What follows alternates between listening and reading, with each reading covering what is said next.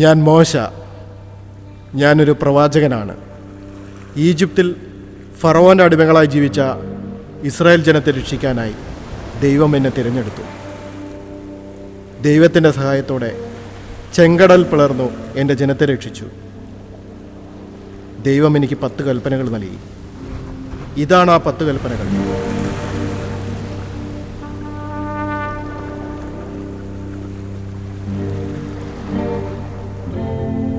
ദൈവത്തിൻ്റെ കൽപ്പനകൾ അനുസരിച്ച് നാം ഓരോരുത്തരും ജീവിക്കുക.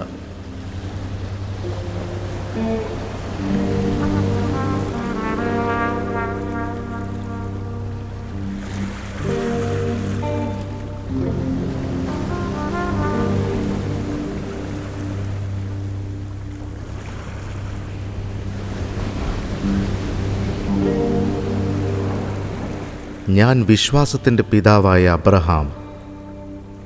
ഞാൻ ദൈവത്തിൻ്റെ വചനമനുസരിച്ച് ജീവിച്ചു. അങ്ങനെ ദൈവത്തിൻ്റെ സ്നേഹിതനെന്നെനിക്ക് പേരായി. ദൈവം എന്നെ പുതിയ ദേശത്തേക്ക് വിളിച്ചു. ദൈവം എനിക്കൊരു വലിയ വാഗ്ദാനം ചെയ്തു. എൻ്റെ സന്തതികൾ നക്ഷത്രങ്ങളെപ്പോലെ ആയിത്തീരുമെന്ന്. എനിക്ക് 100 വയസ്സായപ്പോൾ ഒരു പുത്രനാൽ എന്നെ ദൈവം അനുഗ്രഹിച്ചു. ദൈവത്തിൽ വിശ്വാസം വെച്ചാൽ അവൻ തൻ്റെ വാഗ്ദാനങ്ങൾ നിറവേറ്റും.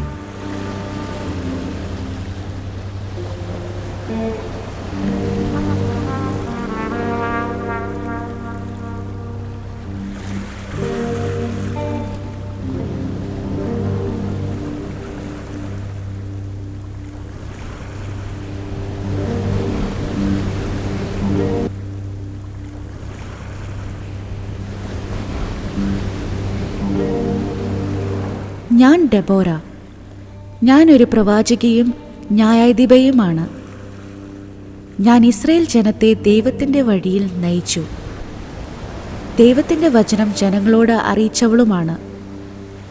ഞാനൊരു സ്ത്രീ ആയിരുന്നെങ്കിലും ധൈര്യത്തോടെ ദൈവത്തിനായി നിന്നു. ശത്രുക്കൾക്കെതിരെ യുദ്ധം ചെയ്യാൻ ഞാൻ ബാരാക്കിനെ പ്രോത്സാഹിപ്പിച്ചു. ദൈവത്തിൽ വിശ്വാസം വെച്ച് ഞങ്ങൾ വിജയിക്കുകയും ചെയ്തു. ദൈവം എന്നെ ഇസ്രായേൽ ജനത്തെ നയിക്കുന്ന ആദ്യ സ്ത്രീയാക്കി മാറ്റി.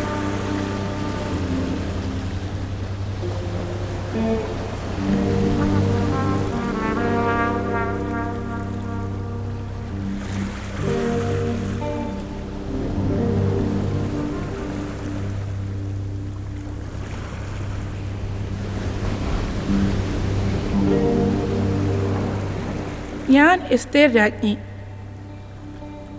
പാർസിയയിലെ അഹശ്വേരോശ് രാജാവിൻ്റെ യുവരാജ്ഞിയായി തിരഞ്ഞെടുക്കപ്പെട്ടു. എനിക്ക് ഹദസ എന്നൊരു പേരും കൂടി ഉണ്ട്. അമ്മയപ്പന്മാർ ഇല്ലാത്തതുകൊണ്ട് എന്നെ വളർത്തിയത് മൊർദെഖായി ആയിരുന്നു. ഞാൻ എൻ്റെ ജനത്തെ രക്ഷിക്കാൻ വേണ്ടി 3 ദിവസം രാവും പകലും തിന്നുകയോ കുടിക്കുകയോ ചെയ്യാതെ ഉപവസിച്ചു.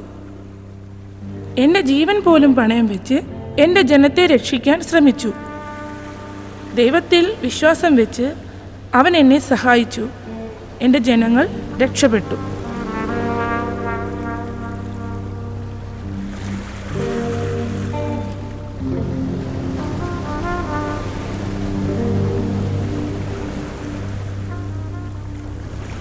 എലിസബത്ത്, നിനക്ക് വന്ദനം. സ്ത്രീകളിൽ നീ അനുഗ്രഹിക്കപ്പെട്ടവൾ. നിന്റെ ഗർഭഫലവും അനുഗ്രഹിക്കപ്പെട്ടത്. എൻ്റെ കർത്താവിൻ്റെ മാതാവ് എൻ്റെ അടുക്കൽ വരുന്ന മാനം എനിക്ക് എവിടെ നിന്നുണ്ടായി? നിന്റെ വന്ദനസ്വരം എൻ്റെ ചെവിയിൽ വീണപ്പോൾ പിള്ള എൻ്റെ ഗർഭത്തിൽ ആനന്ദം കൊണ്ട് തുള്ളി. കർത്താവ് തന്നോട് അരുളി ചെയ്തതിന് നിവൃത്തിയുണ്ടാകും എന്ന് വിശ്വസിച്ചവൾ ഭാഗ്യവതി. എൻ്റെ ആത്മാവ് എൻ്റെ രക്ഷിതാവായ ദൈവത്തിൽ ഉല്ലസിക്കുന്നു. അവൻ തൻ്റെ ദാസിയുടെ താഴ്ച കടാക്ഷിച്ചിരിക്കുന്നുവല്ലോ. ഇന്നു മുതൽ എല്ലാ തലമുറകളും എന്നെ ഭാഗ്യവതി എന്ന് വാഴ്ത്തും. ശക്തനായവൻ എനിക്ക് വലിയവ ചെയ്തിരിക്കുന്നു. അവൻ്റെ നാമം പരിശുദ്ധം തന്നെ. അവനെ ഭയപ്പെടുന്നവർക്ക് അവൻ്റെ കരുണ തലമുറയോളം ഇരിക്കുന്നു.